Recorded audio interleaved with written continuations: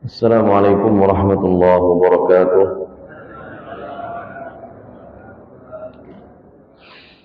إن الحمد لله نحمده ونستعينه ونستغفره ونستهدي ونتوب إليه، ونعوذ بالله من شرور أنفسنا وسيئات أعمالنا. من يهده الله فلا مضل له ومن يضلل فلا هادي له. أشهد أن لا إله إلا الله وحده لا شريك له، وأشهد أن محمدا عبده ورسوله لا نبي ولا رسول بعده. قال الله تعالى: يا أيها الذين آمنوا اتقوا الله حق تقاته ولا تموتن إلا وأنتم مسلمون. اللهم آت نفوسنا تقواها وزكها أنت خير من زكاها، أنت وليها ومولاها. اللهم علمنا ما جهلنا وانفعنا بما علمتنا وزدنا علما يا رب العالمين. أما بعد، معاشر المسلمين، ikhwani fid din wa akhwati fillah, a'azzani Allah wa iyyakum.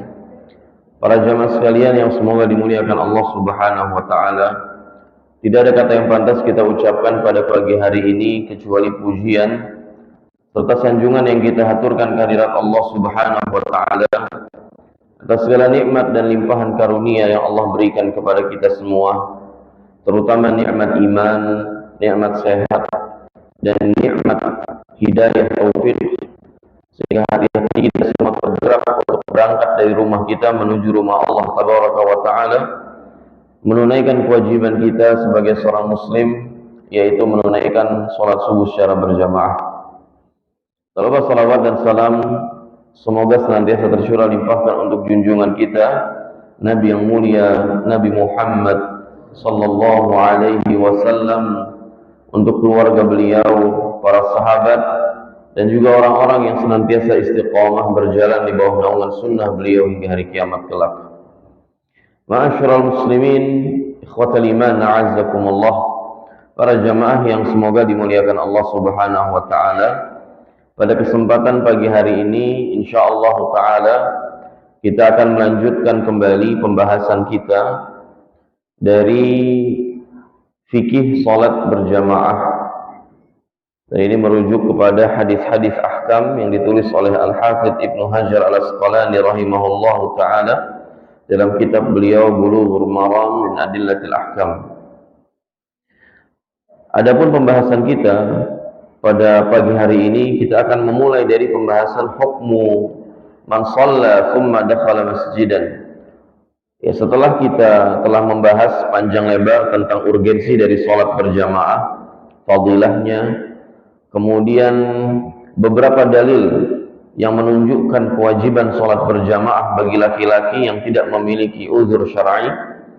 Bahkan kemarin sudah kita bahas di antara ciri orang mukmin dan menjadi pembeda antara mukmin dan munafik adalah kehadiran mereka dalam pelaksanaan sholat berjamaah, khususnya sholat subuh dan sholat isya. Karena Nabi kita sallallahu alaihi wasallam menyampaikan, asqalu salati 'alal munafiqina salati subhi wa salatil isya. Salat paling berat buat orang-orang munafikin, karena salat ini dilaksanakan di waktu gelap, sementara mereka ketika menunaikan ibadah salat berjamaah tidak sedang mencari ridha Allah, tapi hanya ingin mendapat apresiasi dari Nabi SAW dan para sahabatnya, dan dimasukkan ke dalam kategori orang-orang beriman yang sholat paling berat bagi mereka adalah sholat subuh dan sholat isya. Karena dua sholat ini sholat yang mereka tidak terlihat, artinya kehadiran mereka dan absennya mereka dari sholat berjamaah tidak berpengaruh pada mereka. Lalu kemudian kita telah membawakan beberapa hadis yang disampaikan dan dinukilkan oleh Al-Hafidz Ibnu Hajar Al-Asqalani rahimahullahu taala tentang kewajiban sholat berjamaah. Ya, di antara dalilnya kemarin hadis Al-A'ma, hadis seorang sahabat Nabi yang mulia yang buta, yaitu Abdullah ibn Ummi Maktum radhiyallahu taala an, ketika beliau datang menemui Rasulullah sallallahu alaihi wasallam dan menyampaikan uzurnya bahwa beliau tidak memiliki seorang pendamping yang bisa menuntun beliau dari rumah menuju masjid. karena beliau adalah seorang sahabat Nabi yang buta. Maka Nabi memberikan keringanan pada awalnya, farakhkhasa lahu falamma walla da'a. Tapi ketika hendak berpaling, hendak berpisah dari Nabi SAW, dipanggil lagi Abdullah bin Ummi Maktum radhiyallahu ta'ala an. Lalu Nabi bertanya, hal tasma'un nida bis salah? Wahai Abdullah, apakah kau mendengar panggilan azan untuk salat? Qala na'am, kata Abdullah, iya saya mendengarnya ya Rasulullah. Qala fa'ajib, kalau begitu penuhi panggilan tersebut. Dan di sini ada perintah dari Nabi SAW untuk seorang laki-laki yang buta. Dalam riwayat yang disebutkan syasi'ud dar, rumahnya jauh dan tidak punya penuntun yang dapat menuntun beliau dari rumah ke masjid, sehingga potensi bahaya ada. Tapi Nabi tetap menyuruh sahabat Nabi yang buta ini untuk tetap berangkat ke masjid, menjawab panggilan azan tersebut. Lalu bagaimana lagi dengan orang-orang yang melihat, tidak buta, rumahnya dekat dengan masjid dan tidak membutuhkan penuntun untuk menuntunnya dari rumah ke masjid? Kalau hal ini diberlakukan kepada seorang sahabat Nabi yang buta, rumahnya jauh, tidak punya penuntun, potensi bahaya ada, dan jelas di sini ada masyaqqah, ada keberatan, ada beban syariat yang harus dipikul oleh Abdullah bin Ummi Maktum. Lalu bagaimana lagi dengan kita jamaah yang tidak memiliki uzur sama sekali untuk meninggalkan sholat berjamaah? Kemudian dalam riwayat lain bahkan ya, Nabi kita SAW menyampaikan, man sami'an nida falam ya'ti fala salata lahu illa min uzur. Siapa yang mendengar panggilan sholat, mendengar kumandang azan, namun dia tidak memenuhi panggilan tersebut, dia tidak mendatangi masjid untuk menunaikan sholat berjamaah, fala salata lahu, maka tidak ada sholat bagi dia. Dalam penjelasan para ulama, ada dua kemungkinan memang jemaah. Ada kemungkinan makna sabda Nabi ini tidak ada sholat baginya, tidak ada sholat yang sempurna. Dan sebagian ulama dari kalangan Zahiriyah memaknai tidak ada sholat baginya, tidak ada sholat yang sah bagi dia, kecuali harus ditegakkan di dalam masjid. Illa min uzur, kecuali dia punya uzur. Ya, dan uzurnya sebagaimana yang sudah kami sampaikan di pertemuan sebelumnya, bisa jadi karena ada hujan lebat, bisa jadi ada lumpur yang membahayakan seseorang, bisa jadi banjir, ya, bisa jadi angin kencang, bisa jadi badai dan seterusnya, atau rasa takut bahwasanya kalau kita tinggalkan harta kita dirampas orang, atau nyawa kita kalau keluar rumah terancam bahaya.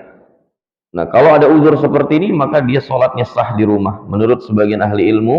Nah, ketika dia tidak punya uzur, maka sholatnya di rumah tidak sah, karena sholatnya laki-laki, sholat 5 waktu harus dilaksanakan di tempat dikumandangkannya panggilan azan. Nah, setelah kita bahas itu jamaah Allah muliakan, kita mulai masuk ke dalam pembahasan teknis sholat berjamaah. Bagaimana sih ya seharusnya kita ketika berada di masjid dalam rangka menunaikan sholat berjamaah? Karena sholat sendirian itu ada adabnya, ada etikanya, ada rambu-rambu yang harus dipatuhi. Nah, begitu juga jamaah berkaitan dengan sholat berjamaah, nggak bisa seenaknya. Syariat telah memberikan panduan bagaimana seharusnya kita ketika melaksanakan sholat secara berjamaah. Jadi nggak bisa seenak kita sholat berjamaah, itu sudah diatur sama Allah Tabaraka wa Ta'ala melalui lisan Nabi-Nya alaihi salatu wassalam. Nah, di antara aturan atau teknis dalam pelaksanaan sholat berjamaah ya adalah ketika seseorang sudah melaksanakan sholat sendirian di rumahnya ya, atau di perjalanan, lalu kemudian dia sampai atau singgah di sebuah masjid yang baru melaksanakan sholat berjamaah, apakah dia ikut masuk ke dalam sholat tersebut atau sholatnya yang dia lakukan sebelumnya sudah mewakili? Maka di sini ada riwayat jamaah dari Zaid bin Al-Aswad radhiyallahu taala annahu shalla ma'a Rasulillah sallallahu alaihi wasallam salat as-subuh.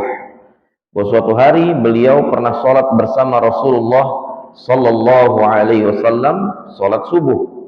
Falamma shalla Rasulullah sallallahu alaihi wasallam, dan tatkala Nabi sudah menyelesaikan sholat subuh, idza huwa bi rajulaini lam yusalliya, ternyata ada 2 orang laki-laki di Masjid Nabawi pada saat itu yang tidak ikut sholat berjamaah. Ya, ketika Nabi selesai sholat subuh, diketahui ada dua orang laki-laki yang singgah di Masjid Nabawi namun tidak ikut sholat berjamaah. Fada'a bihima, maka dipanggil dua orang ini sama Nabi SAW. Faji'a bihima tur'adu faraisuhuma, maka ketika keduanya menjawab seruan Nabi, datang menemui Nabi SAW dalam keadaan badannya bergetar aja, ketakutan. Mau diapain ini sama Nabi SAW? Faqala lahuma, maka apa kata Nabi kepada dua orang laki-laki ini? Kata Nabi SAW, ma mana'akuma an tusalliya ma'ana. Wahai fulan, apa yang menghalangi kalian untuk sholat bersama kita? Apa yang menghalangi kalian tidak ikut nimbrung bersama kita dalam pelaksanaan sholat berjamaah tadi? Apa kata laki-laki ini coba?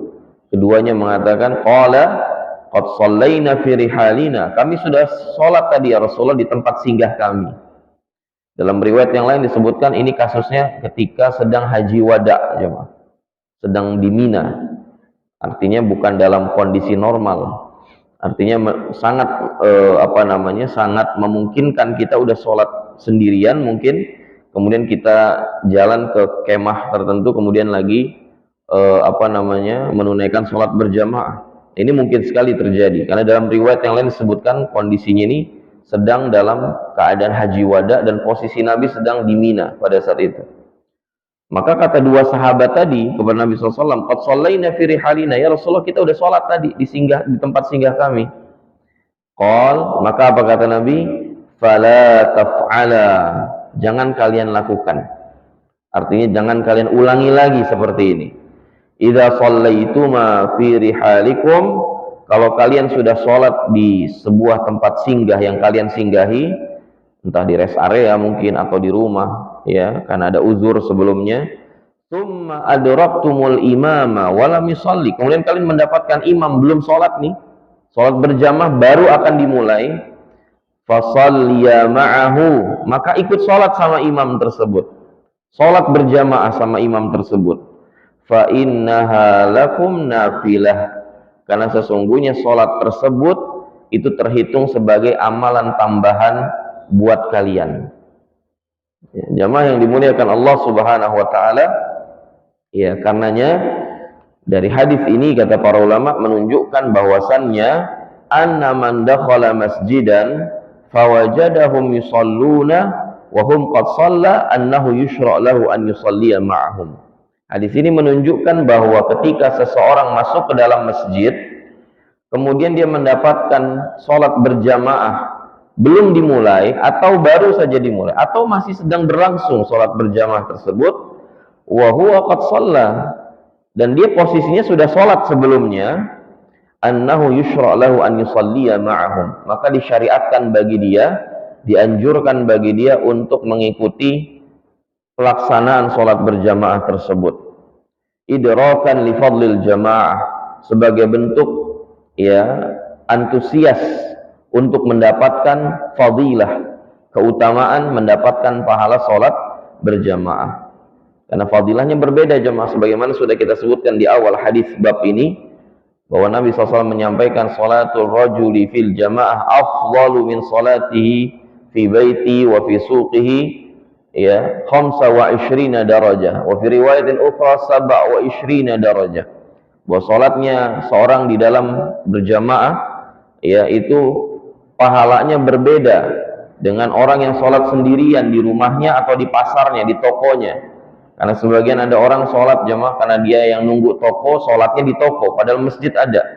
Kata Nabi SAW, sholatnya orang yang di masjid secara berjamaah dengan orang yang sholatnya di rumahnya atau orang yang sholat di tokonya, itu fadilahnya 25 kali lipat atau 27 kali lipat, ya, dari orang yang sholat di toko atau di rumahnya. Dan sebagian mengatakan derajat, bedanya 25 sampai 27 derajat. Satu derajat, ya, yang satu dengan yang lainnya jaraknya antara langit dan bumi, kata Nabi SAW. Sehingga ini keutamaan besar jamaah.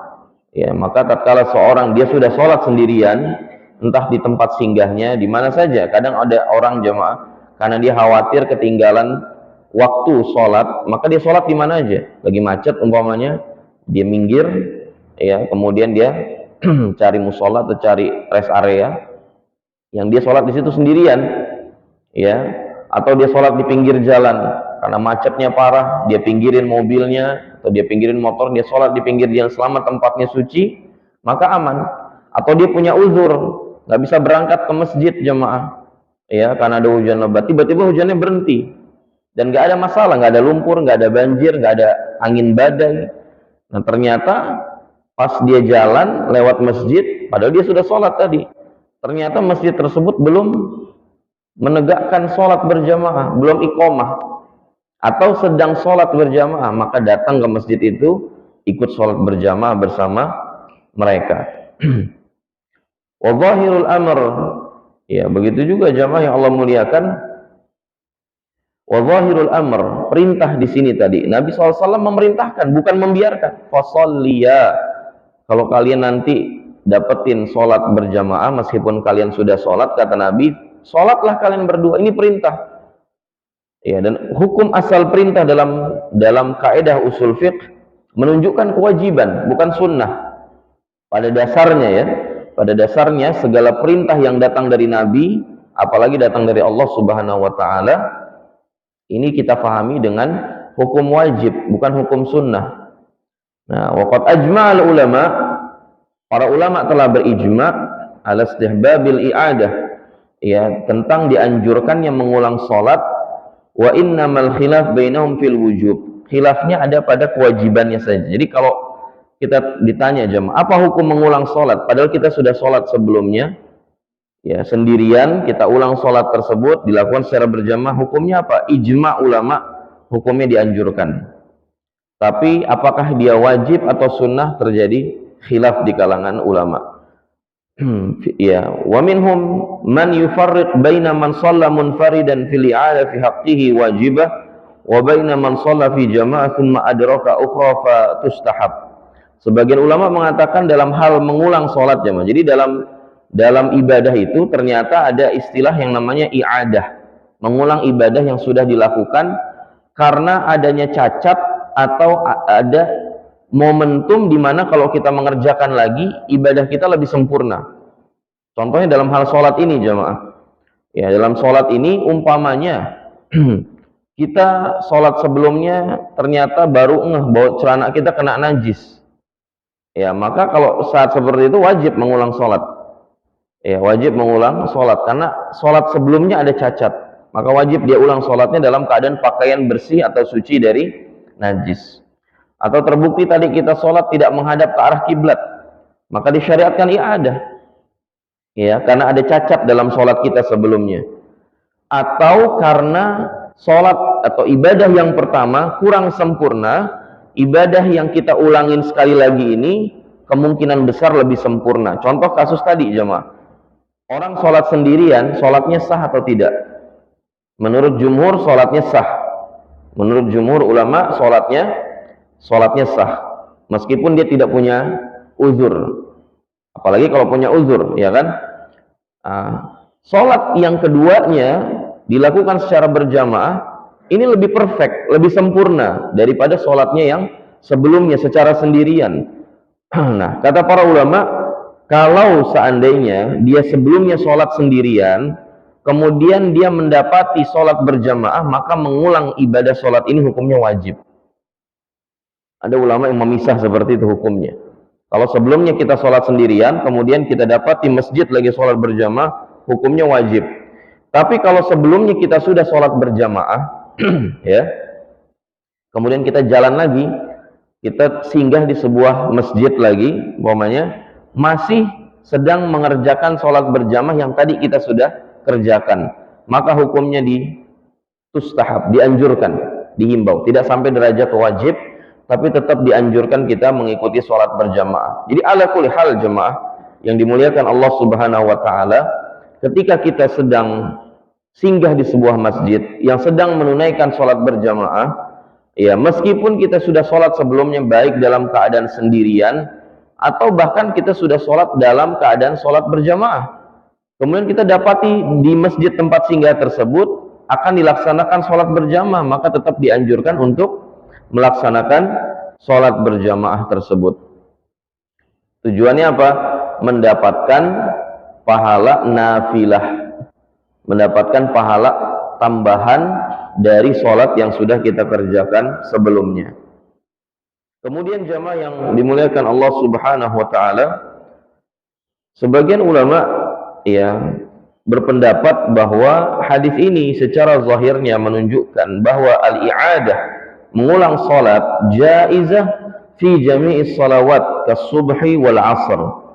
Ya, bahwasannya secara zahir dari hadis ini menunjukkan dibolehkannya mengulang salat, ya, apapun itu salatnya, baik itu salat subuh ataupun itu salat asar, walau kana al-waqt ba'dahuma waqtun nahi. Meskipun kita tahu jamaah bahwa dua waktu setelah dua waktu sholat ini adalah waktu sholat terlarang, ya kan? Ba'da sholat subuh nih seperti ini sholat terlarang jamaah. Kemudian juga ba'da sholat asar itu diantara waktu terlarang sampai terbenamnya matahari, artinya sampai masuk sholat maghrib. Sholat subuh juga begitu. Sholat subuh ini diantara waktu yang terlarang kita kerjakan sholat setelahnya. Jadi makanya kan nggak ada ba'diyah subuh, nggak ada ba'diyah asar.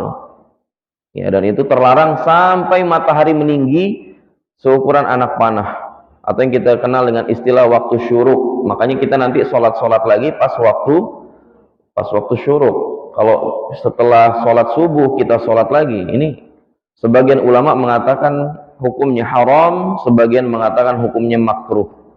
Ya, artinya secara kesimpulan kalau kita tidak kerjakan itu jauh lebih utama. Ya, apalagi kalau yang mengatakan hukumnya haram, kita sholat malah berdosa. Ya, nah karenanya ada permasalahan dalam mempraktekkan hadis ini pada dua sholat ini. Ya, kalau kita udah sholat nih sebelumnya sholat subuh, kemudian kita dapetin ada sholat berjamaah lagi, kemudian kita nimbrung lagi sholat berjamaah, bukankah berarti kita mengerjakan sholat lain setelah sholat subuh yang sudah kita kerjakan tadi? Nah, bukankah ini suatu yang terlarang secara kaidah umum? Begitu juga asar jamaah, kita udah sholat asar sebelumnya sendirian, kemudian kita sholat lagi, bukankah sholat yang kedua ini masuk dalam kategori sholat terlarang? Ya, khususnya dalam mazhab Syafi'i dan mazhab Hambali. Maka dijawab oleh para ulama, semua sholat berlaku hadis ini, begitu sholat subuh, zuhur, asar, maghrib, isya, tanpa melihat apakah sholat ini setelahnya itu waktu terlarang atau bukan. Secara umum hadis ini kita amalkan jamaah di semua sholat 5 waktu, baik itu subuh, zuhur, asar, maghrib maupun isya, baik sholat tersebut yang kita kerjakan setelahnya waktu terlarang atau waktu yang tidak terlarang. Hadis ini kita pahami secara umum. Kenapa? Ya, pertama jamaah, alasannya li'anna shalah al-mu'adah min zawatil asbab. Karena sholat yang kita kerjakan kedua kalinya ini masuk dalam kategori sholat zatul asbab, sholat yang memiliki sebab. Nah, sementara kata para ulama, larangan sholat di dua waktu tadi, ba'da subuh sampai waktu syuruk dan ba'da asar sampai matahari terbenam, itu hanya berlaku pada sholat-sholat sunnah mutlak. Ya, pada sholat-sholat sunnah mutlak. Adapun sholat sunnah atau sholat yang memiliki sebab, seperti kita ba'da subuh jamaah, mungkin ada orang di jamaah kita hari ini sholatnya nggak di sini subuh, sholatnya di masjid lain, tapi ketika dia tahu di masjid di sini ada kajian, maka dia berangkat dari masjid sana ke masjid sini, dia nggak langsung duduk. Ada syariat apa jemaah? Kalau kita masuk masjid, ada sholat apa istilahnya? Tahiyatul masjid, penghormatan kepada masjid. Maka dia nggak langsung duduk, dia sholat 2 rakaat. Nah, itu dilakukan ba'da subuh, termasuk waktu terlarang. Loh, kok boleh Ustadz? Boleh, karena itu sholat zatul asbab, sholat yang memiliki sebab. Jadi sholat sunnah itu ada dua jemaah, ada yang memiliki sebab, ada yang mutlak, tidak terikat dengan sebab tertentu. Artinya kita mau sholat di mana saja, yang penting tempatnya suci, kapan saja, yang penting jangan waktu terlarang, dan berapa saja jumlah rakaatnya, itu disebut sholat sunnah mutlak. Niatnya bagaimana ya? Niat sholat sunnah aja. Berapa rakaat mau dikerjakan, ya udah kerjakan. Nah, ini nggak berlaku. Larangan ini nggak berlaku pada sholat-sholat yang memiliki sebab. Di antaranya contoh tadi tahiyatul masjid atau sholat sunnah wudhu. Karena Nabi menganjurkan habis wudhu itu ada sholat 2 rakaat. Nah, maka sholat 2 rakaat setelah berwudhu ini disebut sholat sunnah zatul asbab. Dia memiliki sebab. Nah, sholat-sholat sunnah zatul asbab semuanya ini dia tidak berpengaruh dilakukan di waktu terlarang, nggak masalah. Ya, seperti orang yang ketiduran, ya, dari sholat subuh jamaah, bangun-bangun, umpamanya, ya, ketika matahari sedang terbit, itu kan diantara waktu terlarang juga ya. Dibangun ketika matahari sedang terbit, itu di antara waktu terlarang. Apakah dia sholat di situ? Boleh apa enggak? Boleh kita katakan. Karena Nabi SAW memerintahkan man nama an salatin aw nasiyaha falyusalliha idza dzakaraha. Siapa yang tiduran enggak sholat, dan siapa yang lupa bahwasanya dia belum sholat, hendaknya dia tunaikan saat dia bangun atau saat dia ingat. Seketika itu juga, meskipun itu di waktu terlarang. Kenapa? Karena dia adalah sholat zatul asbab. Dia sholat yang memiliki sebab, bukan sholat sunnah mutlak. Nah, karenanya jamaah Allah muliakan, hadis yang tadi kita bahas, kita udah sholat di rumah sendirian, kemudian kita nemuin sholat jamaah, kita ikutin. Meskipun itu sholat subuh atau sholat asar. Dalilnya adalah karena sholat yang kita lakukan yang kedua kali itu, pengulangan itu masuk dalam kategori sholat zatul asbab. So, kalau kita nggak mendapati sholat ya berjamaah di masjid yang lain, kita kan nggak dianjurkan. Ini dianjurkan hanya ketika kita singgah di sebuah tempat, ya, di masjid yang sedang menunaikan sholat berjamaah, maka baru disyariatkan. Kalau enggak, tidak jamaah. Nggak ada syariat pengulangan sholat, kecuali memang ada cacat atau ya sholat yang pertama tadi kurang ideal, kurang sempurna. Nah, itu alasan yang pertama. Alasan yang kedua, faktanya hadis ini terjadi, tadi disebutkan oleh sahabat yang mulia Zaid bin Al-Aswad, sholat subuh, kejadiannya justru di sholat subuh, bukan sholat zuhur, bukan sholat maghrib, bukan sholat isya. Kejadiannya pada sholat subuh, sehingga menjadi dalil bahwa meskipun ini berlaku di sholat subuh atau sholat asar yang waktu berikutnya itu waktu terlarang untuk mengerjakan sholat, tetap kita amalkan hadis ini, ya, sehingga nanti jangan ada pertanyaan lagi, Ustaz, bagaimana kalau sholat subuh atau sholat asar, kan setelahnya ini waktu terlarang. Kerjakan, Pak, kerjakan, karena perintah Nabi ini umum, fasolliya, kalian berdua sholat kalau dapetin kondisi kayak gini lagi. Dan ini umum, baik sholat subuh, zuhur, asar, maghrib maupun isya.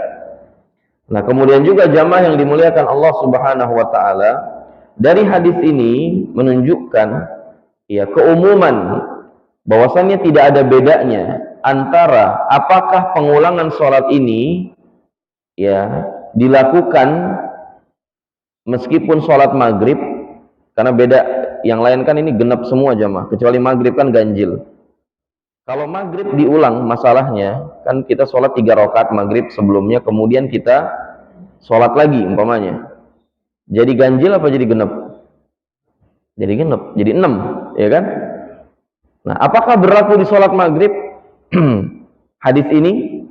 Maka jumhur ulama memandang dan mayoritas ulama memandang bahwasannya ya sholat yang sudah kita tunaikan dan kemudian kita mendapati di masjid sedang melakukan berjamaah, apalagi belum ditunaikan sholat berjamaah, itu tetap kita tunaikan sekalipun itu sholat maghrib, meskipun ya secara kasat mata dihitung menjadi genap akhirnya, karena 3 tambah 3 menjadi 6, kan begitu.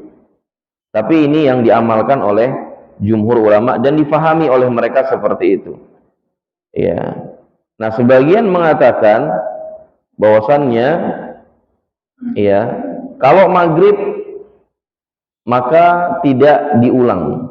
Artinya kalau kasusnya di sholat maghrib, maka tidak diamalkan hadis ini. Kenapa? Karena tadi alasannya, kalau maghrib diulang, maka dia berubah menjadi genep, bukan menjadi ganjil. Maka khusus maghrib menurut sebagian ahli ilmu tidak diulang, karena maghrib kalau diulang menjadi genap, sehingga tidak sesuai dengan perintah yang Allah Subhanahu wa Ta'ala tetapkan bagi sholat maghrib, yaitu dilakukan secara ganjil.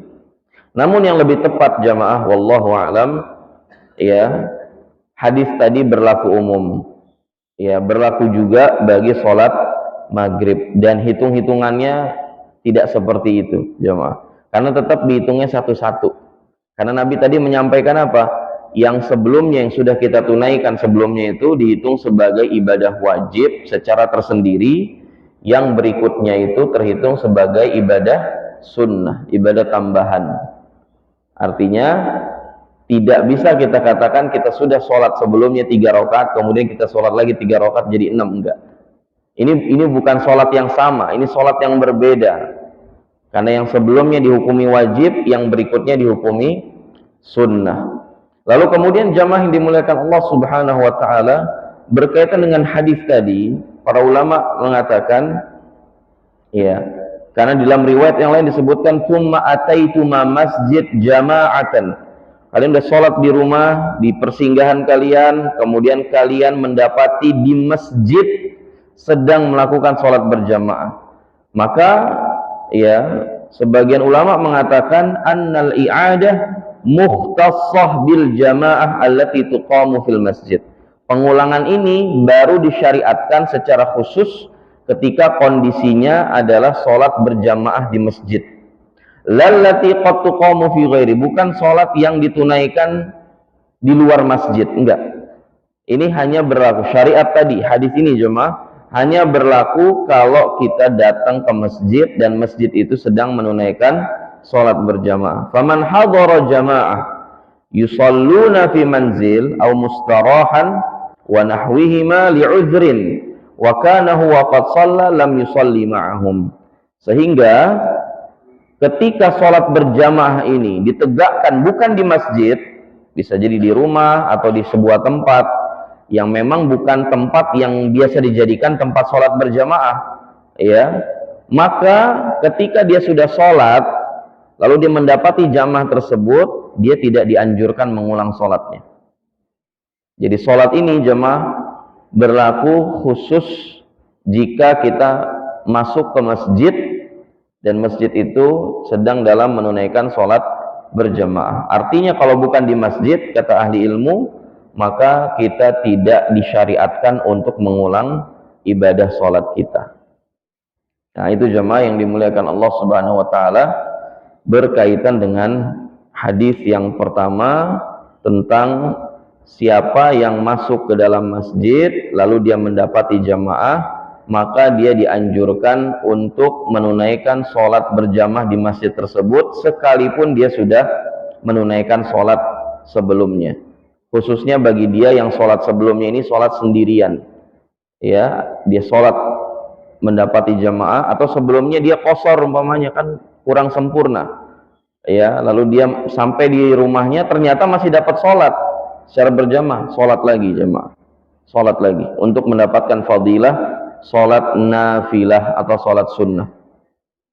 Kemudian jamaah yang dimuliakan Allah Subhanahu wa Ta'ala, hadis berikutnya tentang al-hikmah minal imam wa kaifiyatil i'timami bih, tentang hikmah ditunjuknya seorang imam. Nah, ini penting nih, penting untuk kita pahami tentang hakikat kalau kita ini udah meminta seseorang untuk menjadi imam sholat kita, dan bagaimana tata cara bermakmum.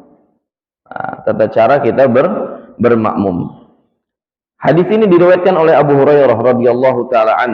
Beliau berkata, qala Rasulullah sallallahu alaihi wasallam, Rasulullah sallallahu alaihi wasallam bersabda, innama ju'ilal imamu liyutamma bih. Sesungguhnya imam itu dipilih, dijadikan orang ini sebagai imam untuk diikuti. Itu hikmahnya tuh. Kenapa kita menjadikan dia imam? Karena kita dianjurkan untuk mengikuti imam. Tujuannya supaya kita ikut sholat sama dia. Fa idza kabbara fakabbiru. Karenanya kalau dia bertakbir, maka kalian bertakbirlah. Wala tukabbiru hatta yukabbira. Dan jangan kalian mendahului takbirnya imam sebelum imam takbir. Wa idza raka'a farka'u. Kalau imam ruku, kalian baru ruku. Wala tarka'u hatta yarka'. Jangan kalian ruku duluan sebelum imam ruku. Wa idza qala sami Allahu liman hamidah.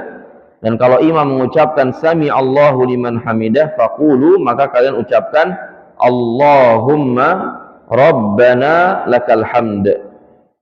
Wa idza sajada fasjudu. Dan kalau imam sujud, maka kalian ikut sujud. Wala tasjudu hatta yasjuda. Dan jangan kalian sujud sebelum imamnya sujud. Wa idza shalla qa'iman fasallu qiyaman. Kalau imam salat berdiri, kalian juga salat berdiri. Wa idza shalla qa'idan fasallu qu'udan ajma'in. Dan kalau imam salat duduk, maka kalian juga hendaknya salat dalam keadaan duduk. Bismillah. Dan hadis ini diriwayatkan oleh Abu Dawud. Kemudian ini lafaz beliau, wa aslu fis sahihain. Dan asal dari hadis ini terdapat di Sahihain, Bukhari dan Muslim. Nah, jamaah yang Allah muliakan, hadis ini, kata para ulama, menjelaskan tentang hikmah kita sholat di belakang imam. Apa hikmahnya? Supaya kita ngikutin imam, sholatnya imam. Makanya jamaah, tentang imam ini makanya bukan hanya tentang bacaannya bagus. Itu jelas, nanti kita akan bahas. Bacaannya bagus, hafalannya paling banyak, kemudian dia lebih faqih umpamanya. Kalau nanti semua syarat sama, nanti dilihat dia lebih faqih atau tidak dalam masalah ini. Ini bukan hanya sekedar ini, jemaah, tapi sholatnya dia sendiri juga harus sudah benar gitu. Kadang sebagian kita nunjuk imam yang sholatnya imam ini kalau sendirian aja nggak benar gitu umpamanya. Rukuknya salah dia. Karena kenapa? Dia dilihat sama makmum gitu. Atau sujudnya salah. Atau duduk di antara dua sujudnya salah, atau bahkan bacaan Al-Fatihahnya salah umpamanya. Lebih fatal lagi. Karena masalahnya sholat kita sebagai makmum terikat dengan sholatnya imam. Sholat imam rusak, sholat makmum belakangnya rusak semua itu jemaah. Ini pentingnya kita untuk paham tentang urgensi dari imamah di dalam sholat. Urgensi ya status seorang imam di dalam sholat. Makanya Nabi itu nggak pernah sembarangan jemaah dalam memberikan kriteria imam atau menunjuk seseorang menjadi imam gantiin beliau ketika beliau harus safar keluar dari Madinah. Nah, jadi sehingga imam itu untuk diikuti jemaah. Ngapain kita milih imam kalau ujung-ujungnya kita nggak ngikutin gerakan imam? Padahal imam ditunjuk kata Nabi untuk diikuti. Wa binaan 'ala dzalik fa innal ma'mum manhiyu 'anil ikhtilafi 'alaih. Nah, dengannya ya karenanya makmum tidak diperbolehkan menyelisihi gerakan-gerakan imam. Kenapa? Karena kita disuruh untuk ngikutin imam. Wa yakunu dzalika biwahid min umuri tsalatsa. Nah, perhatikan nih jemaah. Ternyata ada 3 hal yang kalau kita lakukan ini dianggap menyelisih gerakan imam. Padahal tadi kita disuruh ngikutin gerakan imam. Ya kan? Innama ju'ilal imam liyu'tamma bih. Kita ini menunjuk imam itu dipilih untuk kita ikutin gerakannya. Melakukan salah satu dari 3 hal ini dianggap menyelisih imam, dan ini kontradiktif dengan hikmah ditunjuknya seorang imam. Yang pertama jamaah, musabaqatuhu, yang jelas mendahului imam. Ini dianggap menyelisih gerakan imam. Itu yang pertama. Yang kedua, nanti kita bahas rinci satu persatu. Muwafaqatuhu, membarengi gerakan imam. Membarengi gerakan imam. Barengi itu gimana jemaah? Gini, imam ruku, kita barengin ruku. Imam ngangkat kepala, barengin. Ini termasuk menyelisihi gerakan imam. Awit ta'akhur'an, atau terlambat, terlalu lama, ya, telatnya dalam mengikuti gerakan imam. Imam udah sujud, kita masih diri aja. Pas imam bangkit dari sujud, baru kita buru-buru sujud. Ini 3 hal yang dilarang saat sholat berjamaah. Sholat sendirian bebas jemaah, silahkan. Sholat sendirian mau lama sujudnya, mau lama bacanya, silahkan. Tapi ketika kita berada di sholat berjamaah, lagi-lagi sholat jamaah itu ada SOP tersendirinya yang harus dipatuhi. Nggak bisa seenak kita jemaah. Ya. Jadi yang pertama tadi apa jemaah? Menyelisih imam. Di antara bentuknya apa? Mendahului imam. Ya, musabaqatu al-imam, mendahului imam. Famaknaha an ya'tiya bi af'alis shalah qabla imam, yaitu dia melakukan gerakan salat sebelum imamnya bergerak. Kan yukabbira qablahu, seperti umpamanya dia bertakbir sebelum imamnya takbir, au yarka qablahu, atau dia ruku sebelum imamnya ruku. Fa hadza muharram bittifaqil a'immah. Mendahului gerakan imam haram hukumnya berdasarkan kesepakatan para ulama, enggak ada khilaf jemaah. Wa salatuhu batilah, dan sholatnya batal. Yang pertama haram, konsekuensinya berdosa dia berarti karena mendahului gerakan imam. Yang kedua sholatnya batal. In kana amidan aliman bil hukmi, kalau dia sengaja dan sudah tahu hukumnya. Udah tahu hukumnya nih, nggak boleh dahuluin gerakan imam. Tapi saya Pak Ustadz, saya buru-buru nih ke kantor. Ya antum sholat sendiri aja. Kalau memang buru-buru, jamaah, kita tahu nih imamnya rakaat pertama baca Al-Baqarah, rakaat kedua baca Ali Imran, rukunya setengah jam. Ya udah sholat sendiri gitu loh, nggak usah ngikut imam, nggak masalah. Kita punya uzur berarti untuk sholat sendiri. Dan ini kan juga nggak setiap sholat kita begini kan. Mungkin sholat-sholat tertentu saja kita mau berangkat ke kantor umpamanya. Sholat-sholat yang lain kan normal, nggak ada masalah, kita free, bebas. Ya, tapi kalau kita udah masuk berjamaah, itu harus ngikut imam, jamaah yang dimuliakan Allah Subhanahu wa taala. Maka diharamkan berdasarkan ijma ulama, dan sholatnya batal kalau dia sengaja mendahului imam dan dia tahu hukumnya. Menurut pendapat yang rajih dari 2 pendapat ahli ilmu. Waqad warada an Anas radhiyallahu an, bahkan telah diriwayatkan dari Anas bin Malik radhiyallahu an. Beliau berkata, shalla bina Rasulullah sallallahu alaihi wasallam dzata yaum, suatu hari kita pernah salat bersama Rasulullah sallallahu alaihi wasallam suatu hari. Falamma qada shalah, ketika beliau sudah menyelesaikan salat, aqbala alaina biwajhihi, beliau menghadapkan wajahnya ke kami. Faqala, lalu beliau bersabda, ayyuhan nas inni imamukum, wahai manusia, sesungguhnya saya nih imam kalian. Fala tusbiquni birruku'i wala bisujudi wala bilqiyami wala bilinsirafi, maka jangan kalian mendahului saya pada saat ruku, sujud, berdiri, atau selesai dari sholat. Fa inni arakum amami wa min khalfi, karena saya melihat kalian dari depan dan dari belakang saya. Jadi diantara kekhususan Nabi jamaah, Nabi kalau jadi imam tahu kondisi jamaah yang di belakangnya, diperlihatkan oleh Allah kondisi yang ada di belakang mereka. Dalam riwayat Abu Hurairah lebih sadis lagi jemaah ancamannya, menunjukkan perbuatan mendahului imam bukan hanya perkara yang haram tapi dosa besar karena disertai ancaman. Dan di antara ciri dosa besar itu adalah setiap dosa yang disertai ancaman di dunia atau di akhirat.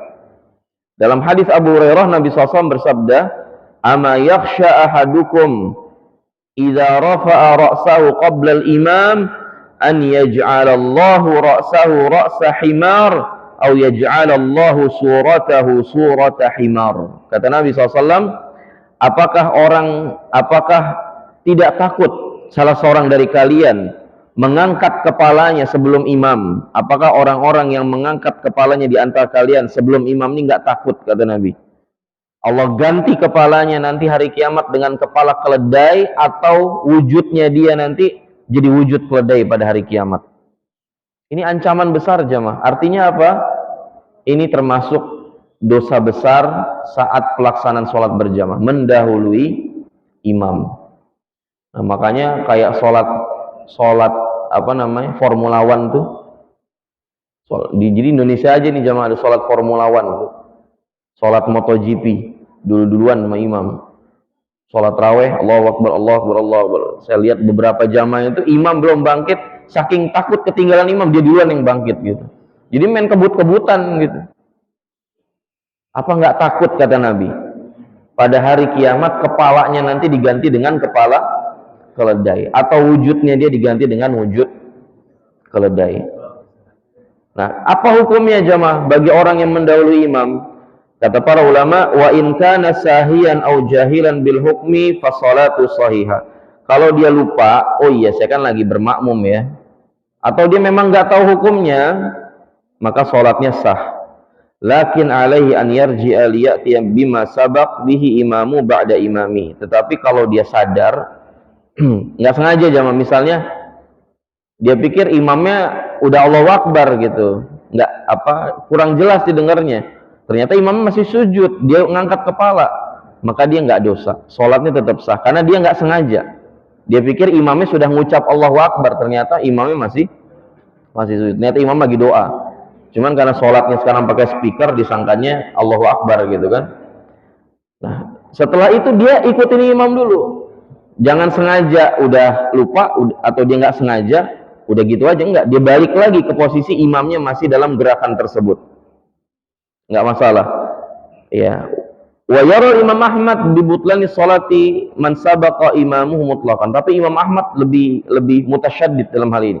Imam Ahmad berpendapat ya bahwa orang yang sholat yang mendahului imam itu batal secara mutlak, baik dia sengaja atau tidak sengaja. Ya, tapi yang lebih kuat Allahu alam, kalau tidak sengaja maka sholatnya dia tetap sah karena tidak ada unsur kesengajaan. Adapun yang kedua jamaah, tadi yang pertama di antara bentuk menyelisih imam adalah mendahului imam. Yang kedua tadi apa? Membarengi gerakan imam. Wa ma'naha an ya'tiya bil af'al ma'imamihi.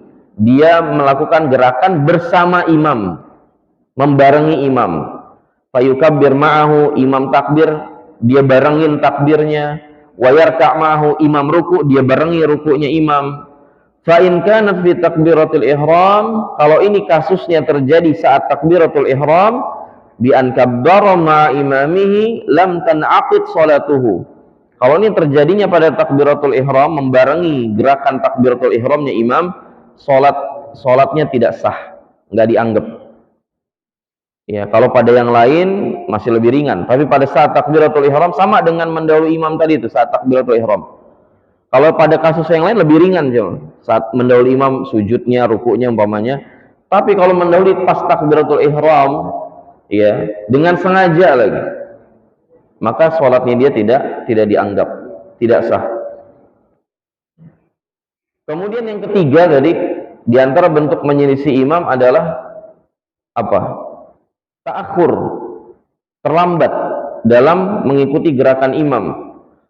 Fa in kana li'udhr, kalau dia punya uzur, kasahwi, dia lupa umpamanya, atau ghaflah. Ghaflah itu lengah. Ghaflah itu apa? Lengah. Umpamanya imam udah bangun dari sujud, dia masih sujud. Masih nyaman, dia ketiduran habis nonton bola kemarin malam, sholat subuhnya sepet tuh mata. Ya, imamnya udah bangkit dari sujud, udah rokat berapa malah dia masih sujud. Seperti kan nggak sengaja jamaah, jadi nggak bisa dihukumi seperti orang yang sengaja. Maka fa innahu ya'ti bima takhallafa, maka dia tinggal tinggal nyusul imamnya, nggak masalah. Ya, kalau nggak sengaja terlambat dari gerakan imam nggak masalah. Tapi kalau sengaja, ini kasus banyak terjadi jamaah.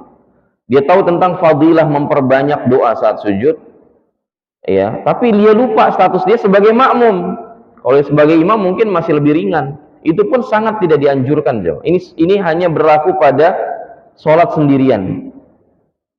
Kecuali memang udah kesepakatan, Pak, nanti kita setiap sujud saya perlama ya, kira-kira siap gak? Kalau belum ada pemberitahuan, jangan jemaah, kesian yang senior, saya nggak bilang sepuh ya. Yang senior kesian, sujudnya lama banget, ini darah udah sampai sini ngumpul. Kesian jemaah. Maka imam juga jangan nyiksa jemaah. Kalau mau ditunjuk lagi di sholat berikutnya. Kalau dia mau pensiun dini sih terserah gitu. Tapi kalau dia mau lanjutin kebaikannya menjadi imam dalam sholat, ya mbok jangan menyusahkan makmumnya, meskipun itu perkara sunnah dalam momentum yang lain. Maka makmum jangan karena dia asik doa sendirian sampai lama. Ini banyak sekali kejadian jamaah, dia pikir itu kebaikan. Nah, ini pentingnya ilmu jamaah, pentingnya ilmu sebelum beramal. Dia pikir itu kebaikan, tapi itu justru sebenarnya membuat pahala sholat berjamaah dia berkurang jamaah, berkurang drastis, karena dia telah melakukan bentuk penyelisihan terhadap hikmah ditunjuknya seorang imam. Mungkin kalau yang lain kesalahannya masih ini, tapi kalau sholat berjamaah nyelisih imam, itu dosanya nggak ringan jamaah.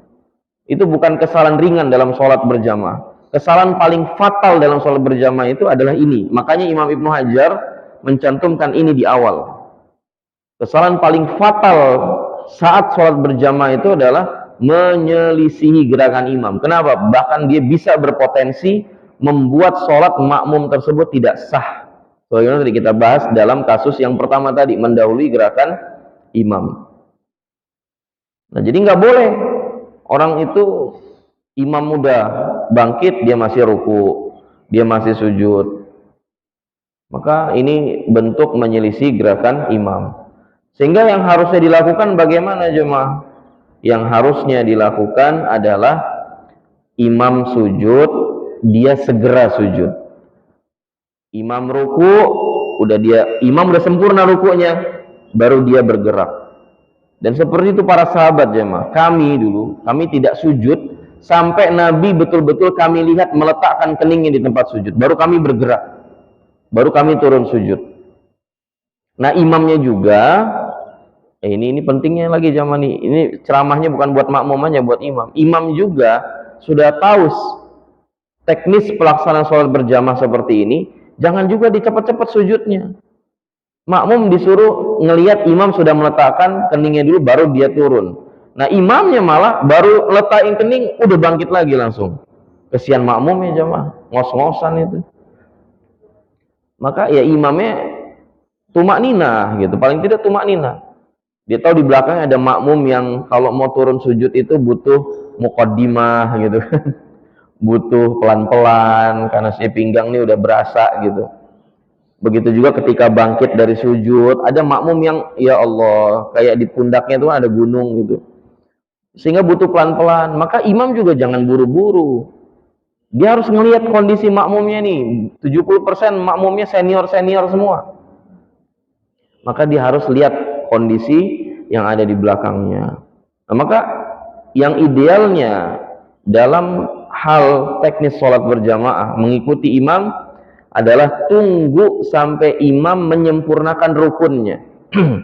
Kalau itu ruku berarti tunggu imam sudah lurus benar-benar Allahu Akbar, baru kita nyusul imam.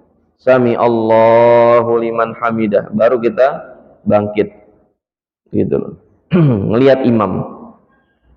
Nah, itu jamaah yang dimuliakan Allah Subhanahu wa ta'ala. Kemudian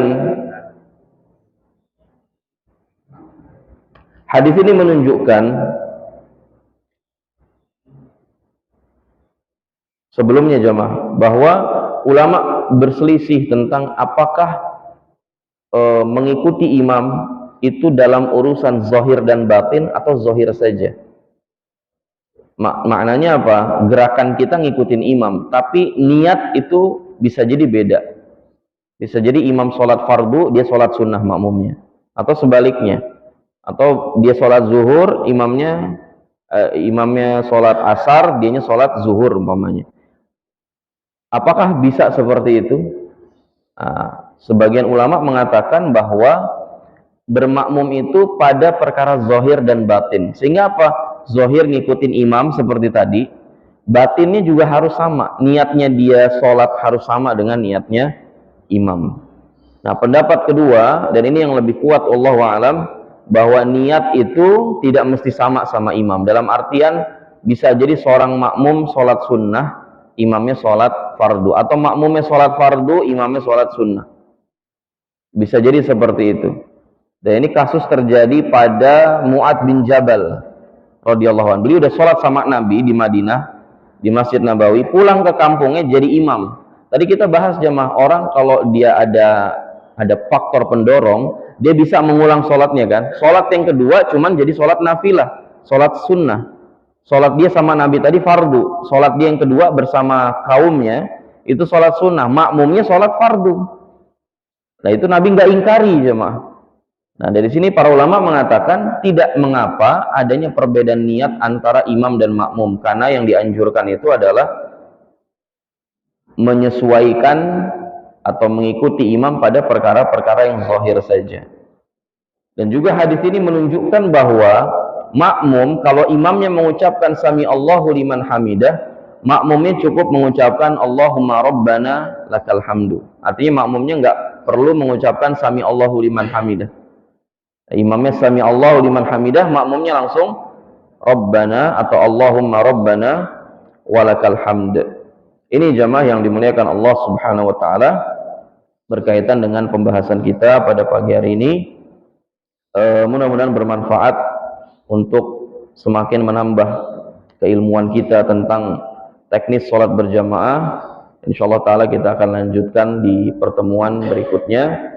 Mungkin ada yang ingin disampaikan dari materi ini, silahkan, kami persilahkan. Silakan diberi kesempatan untuk orang bertanya. Dua orang. Ibu satu, bapak satu. Dan baru kamu itu.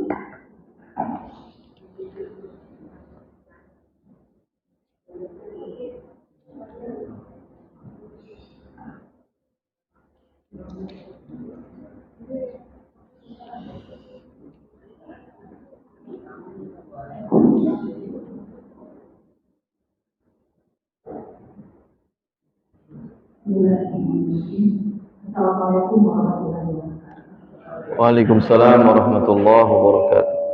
Terima kasih.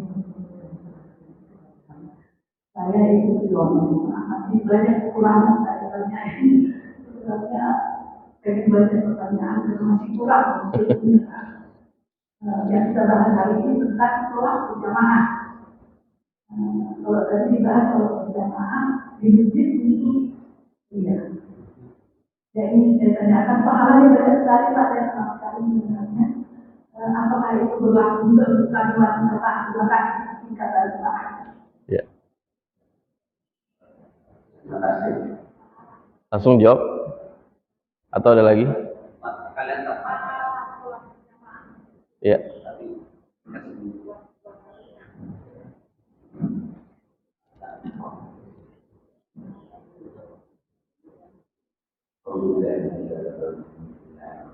Assalamualaikum warahmatullahi wabarakatuh. Waalaikumsalam warahmatullahi wabarakatuh.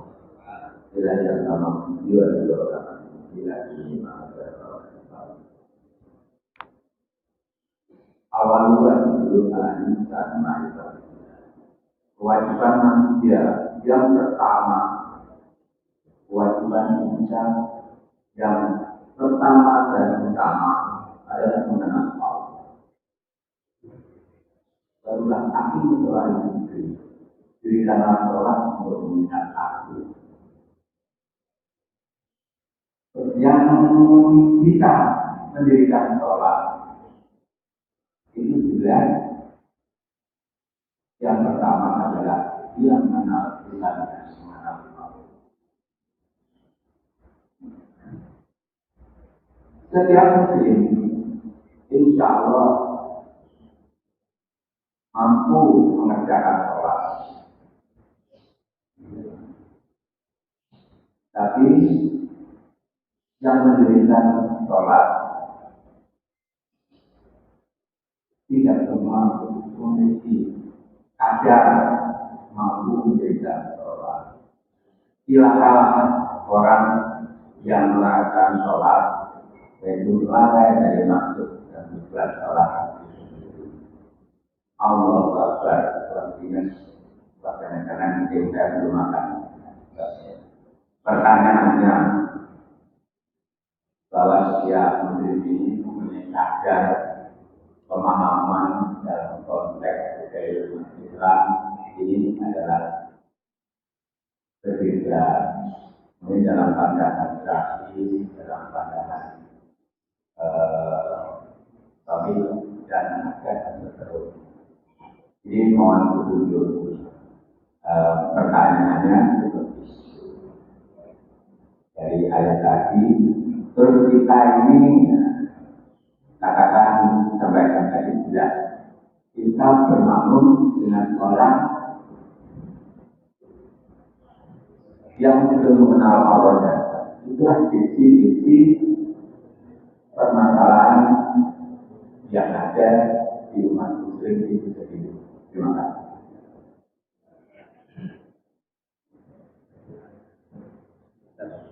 Ya. Baik, tentang pertanyaan pertama tadi tentang keutamaan sholat berjamaah bagi laki-laki, apakah juga didapatkan oleh wanita? Maka di awal kita sudah menjelaskan, jamaah Allah muliakan, tentang sholat wanita itu yang terbaik adalah fi qa'ri buyutihin. Sholat wanita yang terbaik itu adalah di rumahnya. Artinya kalau laki-laki dia mendapatkan pahala dan derajat yang tinggi saat dia sholat berjamaah, wanita itu dapat pahala yang besar dan derajat yang tinggi kalau justru dia sholat di rumahnya. Pertanyaannya, apakah nggak boleh berarti wanita sholat di masjid? Tidak juga. Karena Nabi bahkan Shallallahu Alaihi Wasallam beliau menyampaikan kepada para suami, la tamna'u ima Allah masajid Allah. Jangan kalian larang istri-istri kalian itu yang statusnya sebagai hamba-hamba Allah, jangan larang dia dari rumah-rumah Allah. Artinya kalau dia mau datang ke masjid, jangan dilarang.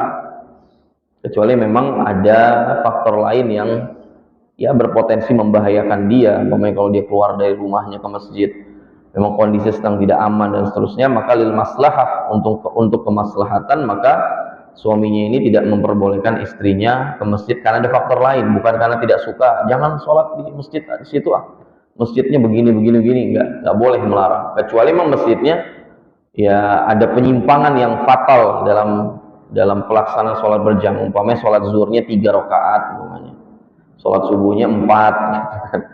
Ya, itu nggak boleh. Tapi kalau selama masjidnya ya menerapkan fikih Islam, ya berakidah Ahlussunnah wal Jamaah, maka nggak ada masalah. Apa faktor yang membuat dia melarang? Kalau nggak ada faktornya, nggak boleh melarang. Artinya dibolehkan bagi wanita untuk sholat di masjid. Hukumnya boleh, bukan dianjurkan. Karena kalau dianjurkan, dia lebih dianjurkan untuk melakukan di rumahnya. Tapi sesekali mungkin dia ingin bermakmum dengan imam yang bacaannya bagus, umpamanya, ya diperbolehkan. Makanya dulu sahabiat juga, mereka paham hadis Nabi, jamaah yang Allah muliakan, tentang keutamaan wanita sholat di dalam rumahnya. Tapi toh mereka juga tetap sebagian berjamaah di masjid. Ya, bukan buat cari pahala, tapi kalau cari pahala lebih banyak di rumah malah.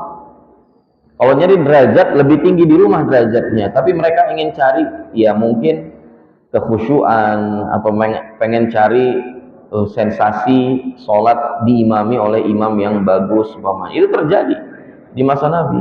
Artinya bukan hal terlarang bagi wanita untuk sholat di masjid, dibolehkan, tapi yang lebih utama di rumahnya. Itu jauh lebih utama.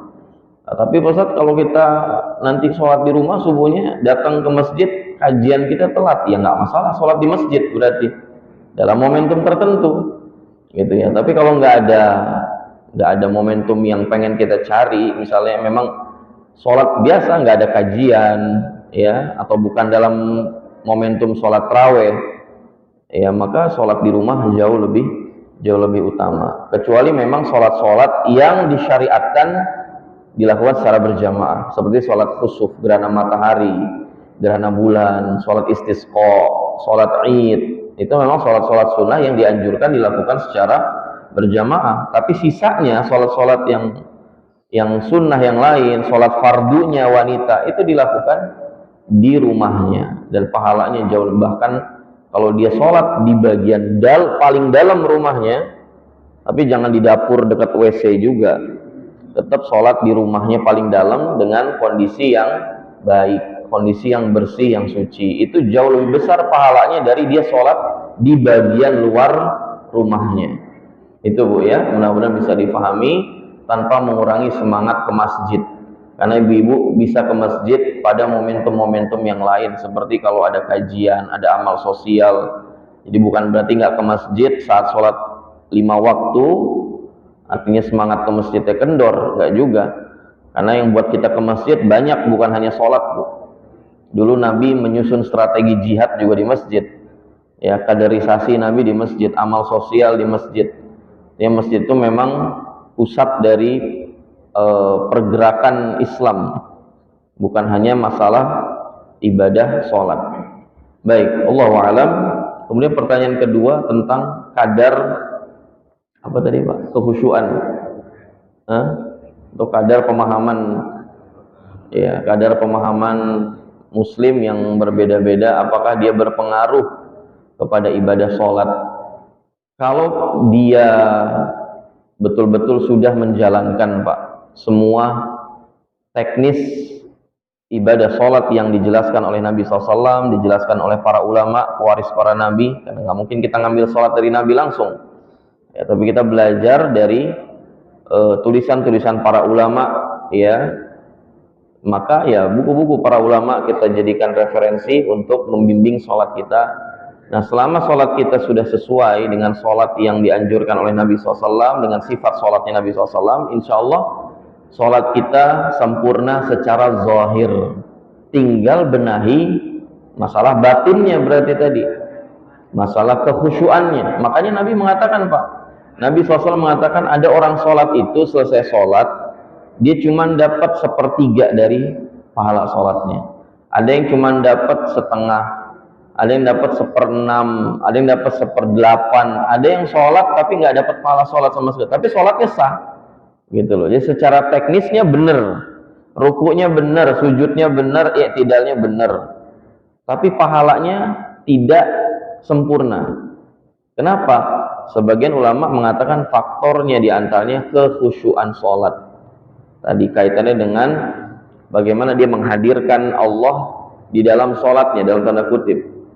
Ya, sebagaimana ini definisi dari mana ihsan yang disampaikan oleh Nabi SAW. Al-ihsan an ta'budallaha ka'annaka tarah. Engkau beribadah kepada Allah seolah engkau melihat Allah. Fa illam takun tarah fa innahu yarak. Tapi kalau kau nggak mampu menghadirkan Allah SWT di hadapanmu, maka rasakanlah seolah engkau diawasi oleh Allah Subhanahu wa taala. Itu yang paling mendukung kita untuk khusyuk di dalam sholat, dan juga hendaknya kita singkirkan hal-hal yang dapat mengganggu konsentrasi kita saat sholat, baik sholat sendirian atau sholat berjamaah. Nah, jadi kita bagi dua Pak. Ada orang yang amalan zahirnya, artinya teknis secara zahirnya pas sesuai dengan sifat sholat Nabi, tapi pikirannya kemana-mana gitu. Itu bisa aja kayak gitu. Ada juga yang pikirannya fokus, tapi teknis sholat secara zahirnya tidak sesuai dengan sifat sholat Nabi Sallallahu Alaihi Wasallam. Nah, ini juga nggak benar. Yang benar gimana? Dua-duanya. Gimana cara untuk menggapai dua-duanya? Belajar Pak. Terus belajar tadi. Jadi kan kita koreksi itu Pak. Oh ternyata gini nggak bener ya. Melalui kajian ini kita ngerti gitu. Oh kayak gini nggak bener, coret. Oh ini udah bener, contreng. Oh ini salah, coret. Gitu. Jadi siapin bawa pena aja tuh. Mana yang salah, coret. Mana yang bener, dicontreng, dipertahankan. Itu Pak ya. Jadi caranya nggak ada lain. Caranya harus berusaha bersungguh-sungguh untuk menuntut ilmu syar'i, ya khususnya yang berkaitan dengan pengenalan dengan Allah Azza wa Jal, tentang akidah, tentang iman, tentang ma'rifatullah, dan juga berusaha memperbaiki teknis sholat kita secara zahir dengan mempelajari fikih Islam. Wallahu ta'ala wa'alam. Mungkin ini yang bisa saya sampaikan. Sebelum kita akhiri, kita tutup dengan doa. Astaghfirullahaladzim, astaghfirullahaladzim, astaghfirullahaladzim. Alhamdulillahi Rabbil Alamin, hamdan syakirin, hamdan na'imin, hamdan yuwafi ni'ama wa yukafi'u mazidah. Ya Rabbana lakal hamdu wa lakal syukru wa lakal mulk, kama yanbaghi li jalali wajhikal karim wa azimi sultanik. Allahumma salli ala Muhammad wa ala ali Muhammad, kama sallaita ala Ibrahim wa ala ali Ibrahim, wa barik ala Muhammad wa ala ali Muhammad, kama barakta ala Ibrahim wa ala ali Ibrahim, innaka Hamidum Majid. ربنا ظلمنا أنفسنا وإن لم تغفر لنا وترحمنا لنكونن من الخاسرين فاغفر لنا ذنوبنا واعف عنا وكفر عنا سيئاتنا يا أرحم الراحمين ربنا تقبل منا إنك أنت السميع العليم وتب علينا إنك أنت التواب الرحيم اللهم إنا نسألك علما نافعا ورزقا طيبا وعملا متقبلا. اللهم إنا نسألك علما نافعا ونعوذ بك من علم لا ينفع. ربنا آتنا في الدنيا حسنة وفي الآخرة حسنة وقنا عذاب النار وادخلنا الجنة مع الأبرار يا عزيز يا غفار يا رب العالمين. والحمد لله رب العالمين. السلام عليكم ورحمة الله وبركاته. Waalaikumsalam warahmatullahi wabarakatuh. Terima kasih, Pak Ustaz. جزاكم الله خير.